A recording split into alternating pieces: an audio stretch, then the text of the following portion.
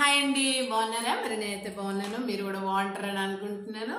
మరి మీ సపోర్ట్ నాకు ఉంటుంది. మీరు మంచిగా నాకు అదేంటి సపోర్ట్ చేస్తున్నారు, సలహాలు ఇస్తున్నారు, సబ్స్క్రైబ్ చేస్తున్నారు, లైక్ చేస్తున్నారు, షేర్ చేస్తున్నారు. సో థ్యాంక్ యూ అండి.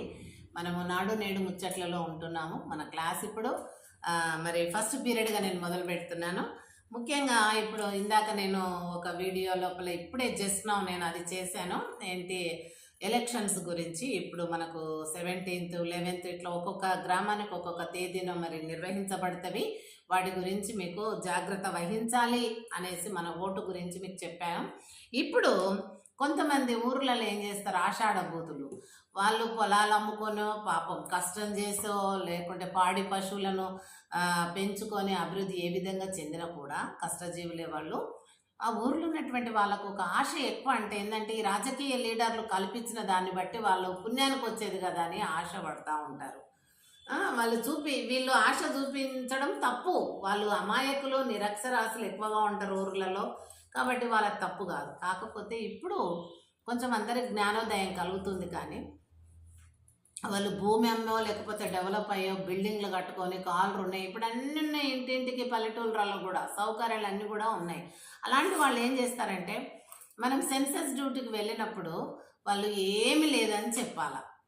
ఏమన్నా ఉన్నది అని అంటే గవర్నమెంట్ నుండి ఫ్రీగా రాదేమో అని ఏం చేస్తారు వాళ్ళు, మాకు ఉచిత సౌకర్యాలు ఏమీ లేవండి అని చెప్తారు. అంటే మరి కారు ఎవరిది అమ్మ అంటే, లేదు లేదు పక్కింటి వాళ్ళది, జాగలేదని మా ఇంటికాడ పెట్టినరు అంటారు.